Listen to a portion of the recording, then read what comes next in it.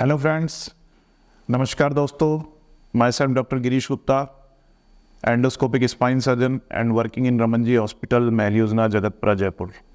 दोस्तों, आज तक मैं आपको अपने वीडियोस के माध्यम से रीढ़ की हड्डी के बारे में, उसकी बीमारियों के बारे में, उसके रखरखाव के बारे में बताता आया हूँ।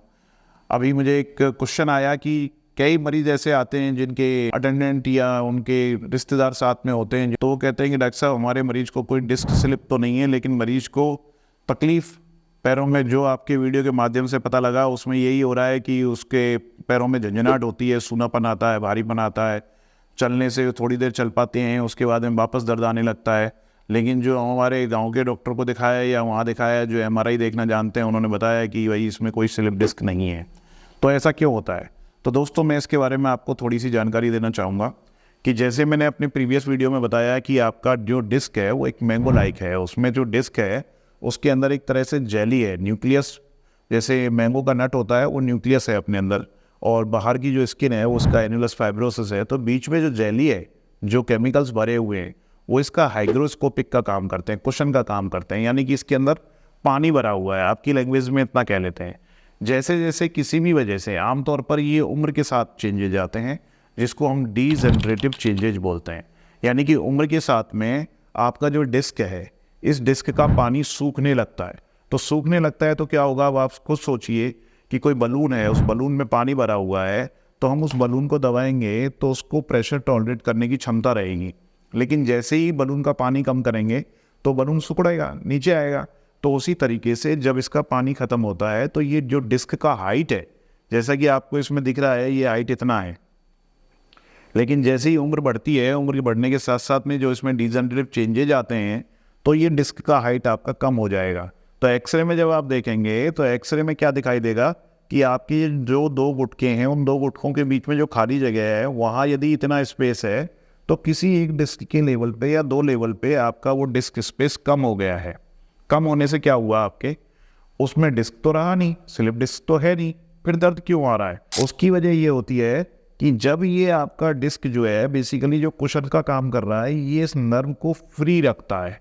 यानी कि यदि आप इसको खोलेंगे तो आप ध्यान से देखेंगे कि ये एक हड्डी है जो नीचे के गुटके की है, एक हड्डी ऊपर के गुटके से आती है। ये दोनों हड्डी मिलके एक जॉइंट बनाती हैं, और इस जॉइंट की वजह से कान जैसा स्ट्रक्चर बनता है, और इस कान जैसे स्ट्रक्चर में से होके ये नस बाहर निकलती है। लेकिन जब डिजनरेटिव चेंजेज हुए, जिसकी वजह से डिस्क का हाइट कम हो गया, उसकी वजह से क्या होगा कि ये जो आपकी हड्डी है, ये हड्डी अब धीरे धीरे आपकी ऊपर शिफ्ट होगी, क्योंकि अब आपका डिस्क नहीं रहा या उसका हाइट कम हो गया। तो अब आप देखिए क्या हो रहा है, यहाँ पे ये हड्डी इस नस को दबा रही है। तो वहाँ पे क्या होता है स्लिप डिस्क के केस में कि नस दबती है डिस्क की वजह से। लेकिन यहाँ क्या हो रहा है कि डिस्क तो आपका इतना रहा ही नहीं। प्रॉब्लम क्या हो गया कि वो डिस्क हाइट कम होने की वजह से ये जो फोरामेन का हाइट रहना चाहिए था, ये फोरामेन इतना बना रहना चाहिए था, इतना नहीं रह के ये फोरामेन नैरो हो जाता है। और जो ये हड्डी होती है जिसको हम सुपीरियर आर्टिकुलर प्रोसेस बोलते हैं, SAP, ये SAP जो होता है, ये इस रूट पे, इस नस पे दबाव बनाता है। तो इसकी वजह से क्या होगा कि ये जो रूट होगी वो इम्पिंज करेगा, इस SAP इस रूट को इम्पिंज करेगा और मरीज को सेम लक्षण आएंगे। तो मेरे प्रीवियस वीडियोस में मैंने आपको यही समझाया है कि प्रेशर चाहे किसी भी वजह का हो, नस पे या नसों के गुच्छे पर दबाव आएगा तो मरीज को लक्षण सेम होंगे।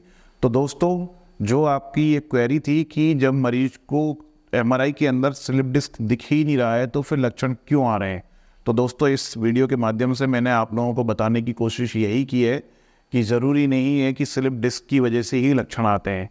रूट आपकी या नस आपकी दबती है तो सेम लक्षण आते हैं। तो दोस्तों, आगे ही इसी तरह से आप मेरे से सवाल पूछते रहिए, मैं उनका जवाब देता रहूँगा। मुझे बड़ा अच्छा लगता है, आप लोगों की क्यूरियोसिटी होती है। मैं चाहता हूँ कि रीढ़ की हड्डी के बारे में अवेयरनेस फैले। जितना लोग आप लोग हमसे सवाल पूछते हैं, उतना ही हमें संतुष्टि होती है कि आप लोग इसके वीडियोस को देखते हैं और आप लोगों में अवेयरनेस आती है। थैंक यू दोस्तों।